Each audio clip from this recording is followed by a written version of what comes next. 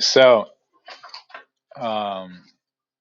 this kind of feels a little bit like biology freshman year. Like I'd give you some terms and you're like, okay, and you memorize it. That's okay. So an elastic collision. So prior to this, we did not make any distinction between different types of collisions. And we would say that momentum is conserved so long as you put both objects that are colliding in your system, right? Okay, an elastic collision is one where when objects bounce off each other. It's when objects bounce off each other.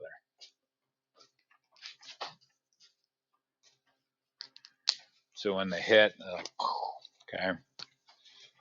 The way I remember this is elastic. It's like what you have in your underwear lining, like it's springy, it's stretchy. It's like Tigger, the tiger, and he's bouncy. That's how my brain remembers that. Okay. So elastic collision is when they bounce off each other and momentum is conserved. That's not a shock. But what the elastic, the adjective for that describes what happens to kinetic energy. And kinetic energy of the system is conserved. That's the factoid. And in an elastic collision, kinetic energy is conserved. Okay? So both kinetic energy and momentum are conserved. Good with that?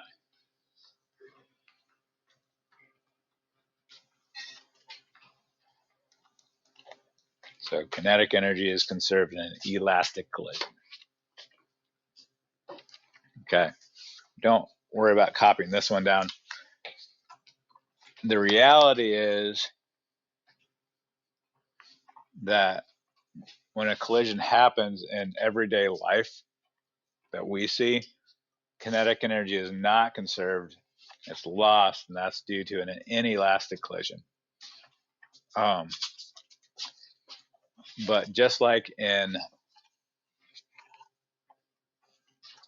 so often we say, hey, let's ignore friction, even though we know that every surface has some sort of friction. We say in introductory physics, let's ignore friction, pretend it doesn't exist. Okay. So when things collide and they bounce off each other, in reality, that isn't an elastic collision, it's an inelastic collision. We're going to say, well, let's pretend that it is an elastic collision. Okay. So I'm going to show you, I'm going to demonstrate to you why the elastic, like this is not considered an elastic collision. You could hold up a piece of paper that you do not care about, that you'll probably just end up throwing away. Just hold that up. Rip something out, pull something out, it doesn't really matter, just some scrap of paper. Hold it up for me and smell it.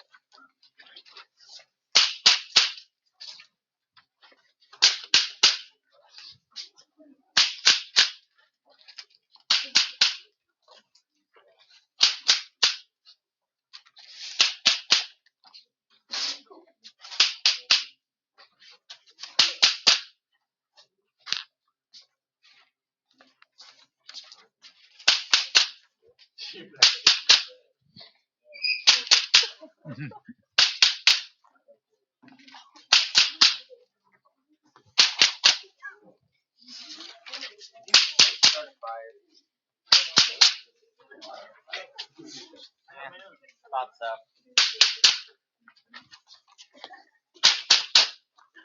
It can't start fire.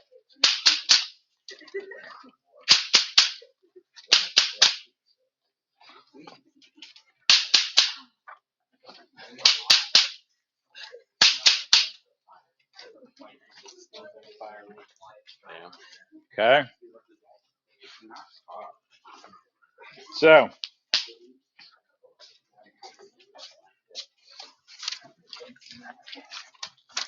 that shit did.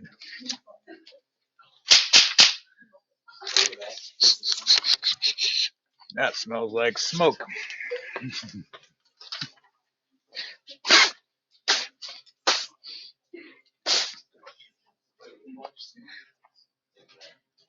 Okay.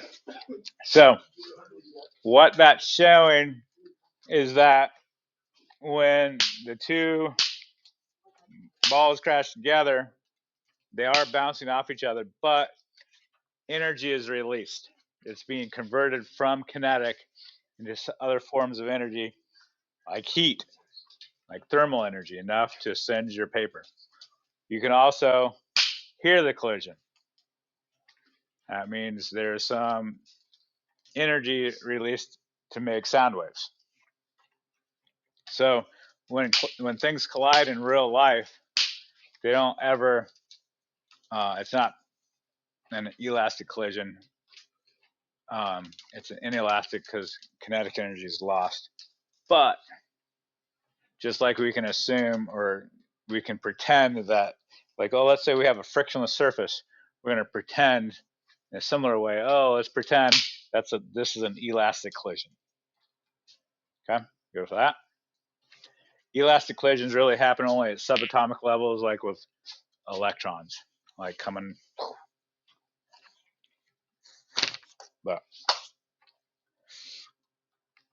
so the other extreme of this is a completely inelastic collision, and that's when objects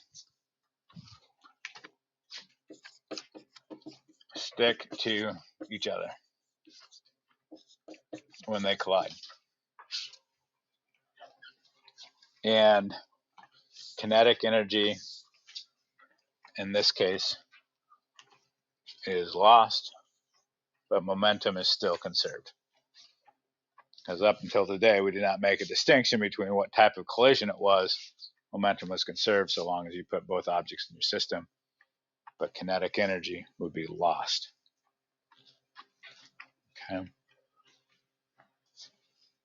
Real quick review. Does kinetic energy have direction? No, it does not have direction. So momentum does, kinetic energy does not. Good with that?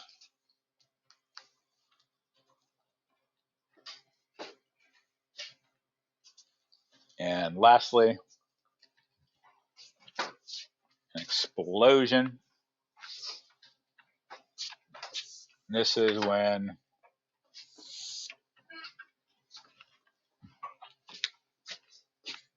an object becomes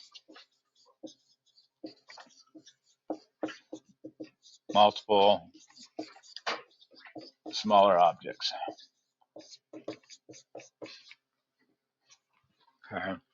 Momentum is still conserved, however, kinetic energy is gained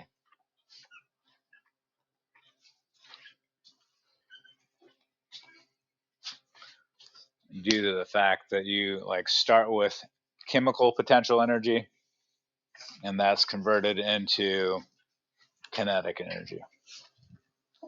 Bless you. Okay.